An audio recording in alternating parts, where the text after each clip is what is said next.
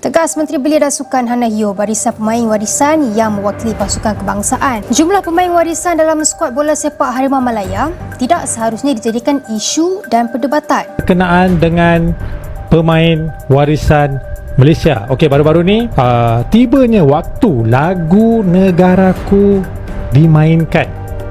Okey, apabila kamera tu shoot dekat muka pemain-pemain warisan Malaysia, okey, mereka tak nyanyi lagu Negaraku. Mereka just berdiri tegak dan diam saja. Begini ya, ketika lagu Negaraku dimainkan.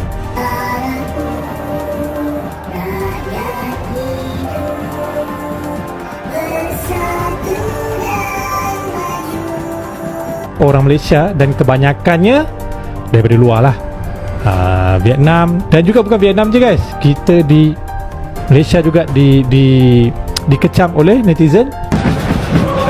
Siapa pula? Lucu awak ni lah. Tapi kau awak buat muka Jember lah semula. Aku dah batang.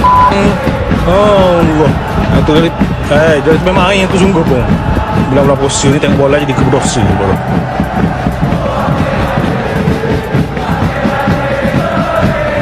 Daripada dulu berpuluh-puluh tahun dalam sepak bola ni memang sering bikin ribut. Gitulah guys. Betul ke pemain-pemain warisan Malaysia ni ada darah Malaysia?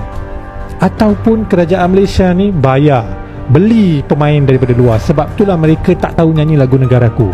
Ini netizen biasalah. Netizen Malaysia cari point untuk kecam sesama sendiri. Benda ni sudah berlaku puluhan tahun guys ya. Dalam sepak bola memang macam tu.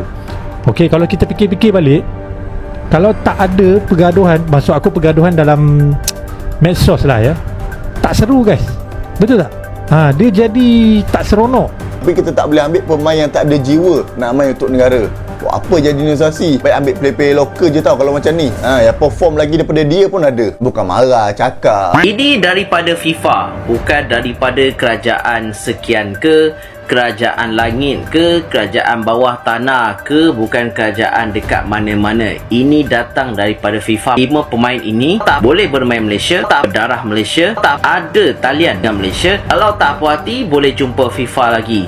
Kalau tak puas hati lagi, kena denda daripada FIFA, tak boleh main dan mungkin akan turun rangki dan didenda beratus ribu dolar. Itu yang anda mahukan. Semalam kecoh pula persoalan adakah pemain-pemain baru Harimau Malaya ni berketurunan Malaysia. Tapi persoalan ni bukanlah datang daripada orang Malaysia, daripada jiran sebelah. Untuk timnas Indonesia, biasanya kalau diorang ada pemain warisan terbaru, pemain heritage, kebiasaannya Pak Erick Thohir akan keluarkan satu statement. Dia akan cakap lah player ni asal daripada mana, keturunan mana. Balik kepada skuad kebangsaan kita, mengenali TMJ, beliau ni jarang keluarkan statement pasal kerja beliau. Baginda pun pernah keluarkan satu statement siap dengan hashtag mereka tak biasa. Bukan marah, cakap. Lagu Negaraku dimulai, pemain warisan ini malah diam. Rakyat Malaysia mulai meragukan pemain warisan bukan keturunan Malaysia. Redaksi Bola Kritis. Kuala Lumpur, dunia sepak bola Malaysia kembali diterpa kontroversi panas yang memicu perdebatan sengit di kalangan netizen dan pemerhati olahraga tanah air.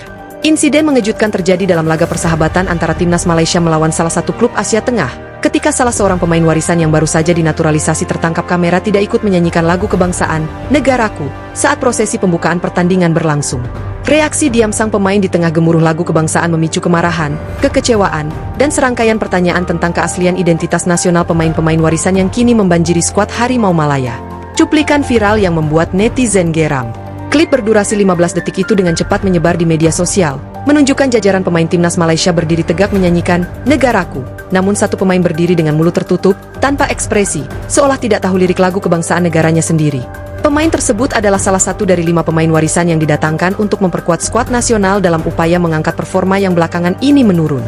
Nama pemain itu sengaja tidak disebutkan oleh pihak federasi demi menghindari kerusuhan lebih lanjut, namun netizen bergerak cepat melakukan identifikasi. Video itu langsung menjadi trending di Twitter, X, TikTok, dan Facebook dengan berbagai tagar seperti bukan anak Malaysia, warisan atau warga sementara, hingga Negaraku G. Seorang pengguna TikTok menulis, kalau betul dia anak Malaysia, takkan tak tahu lagu kebangsaan sendiri? Ini bukan sekadar bola, ini soal jati diri. Kebangsaan dalam sorotan, sekadar status di KTP, fenomena pemain warisan, yaitu pemain luar negeri yang memiliki ikatan darah Malaysia dari nenek, datuk, atau orang tua, memang telah menjadi tren dalam sepak bola lokal beberapa tahun terakhir. Namun, tidak semua warisan memiliki kedekatan emosional atau keterikatan budaya dengan Malaysia. Banyak yang datang karena peluang bermain di level internasional lebih besar dibanding bersaing di negara asal mereka.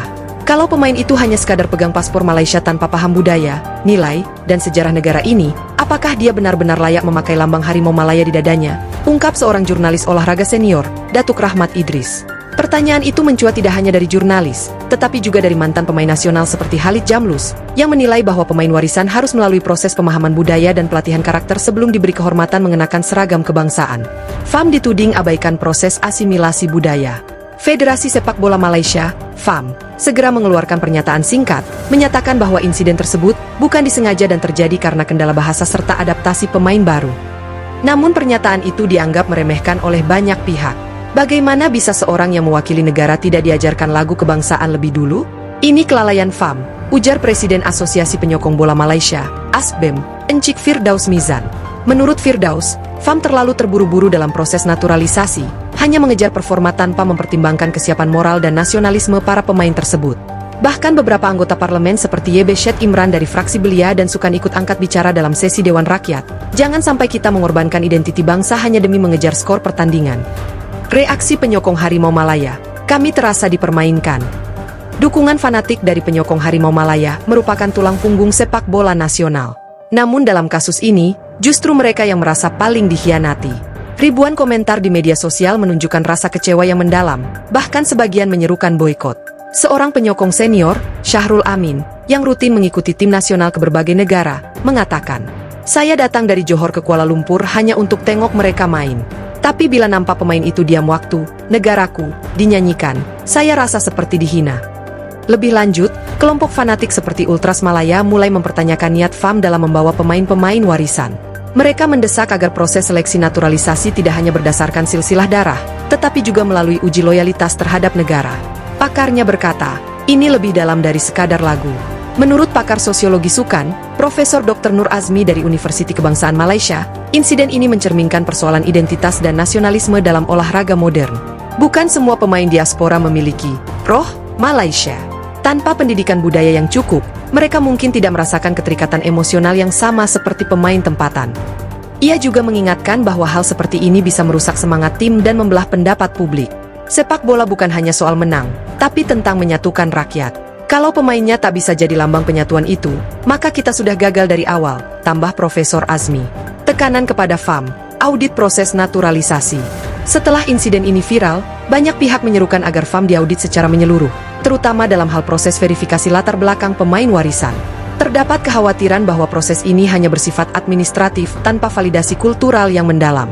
Beberapa aktivis menyebut bahwa Malaysia seolah jual murah identitas kebangsaan demi mengejar prestasi jangka pendek. Kalau dulu kita bangga dengan Mohtar Dahari dan Soh Chin Aun yang nyanyi lagu negaraku dengan air mata, sekarang kita punya pemain yang bahkan tak tahu liriknya, tulis akun sejarah Bolami. Respon keluarga pemain media asing. Menariknya, keluarga sang pemain akhirnya buka suara melalui media luar negeri.